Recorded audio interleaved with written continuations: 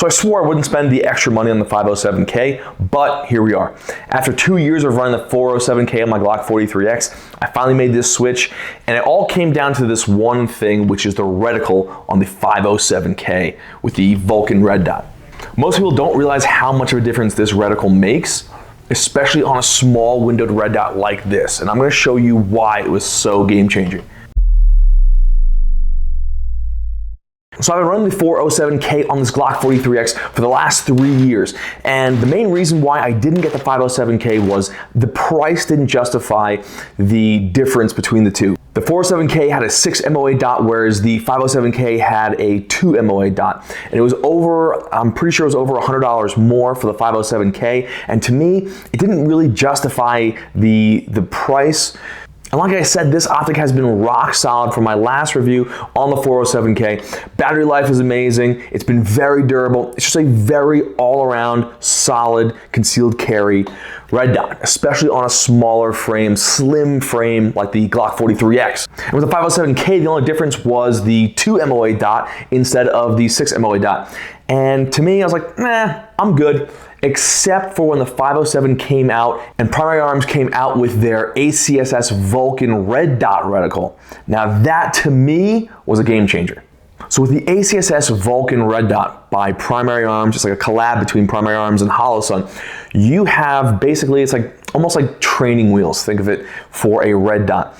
Especially for a smaller window, it's very important. And what it is it's a massive ring that you don't normally see when you're presenting that pistol. You're not gonna see that ring unless you're canted off or you're not aimed correctly and you don't have that red dot in that sight picture. You'll see an edge of whether it's the top, right, left, bottom of that circle, and your brain can automatically adjust to get you right on target.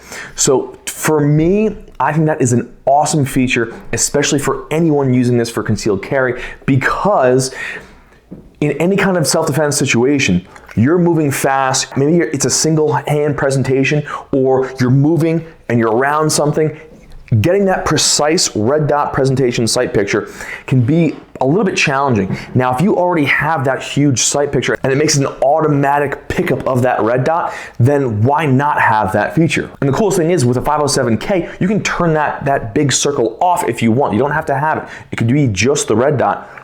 So it's up to you whether or not you want to have that reticle or just the red dot. Let's be real, most people don't train enough with their concealed carry guns. They're usually a smaller gun, which are not the most fun to shoot. Larger guns can manage that recoil better, and they're usually softer and just more pleasant to shoot. A smaller, snappier gun, people aren't putting hundreds of rounds through. You probably should if it's your concealed carry gun, but pistol fundamentals transition from a regular gun to a smaller concealed carry gun as well. That being said, with the smaller window that you have with the 407K or the 507K, getting that red dot in a perfect sight picture every single time you draw is something that you could dry fire that, but having that big circle around that just makes it so much easier, especially on that initial draw.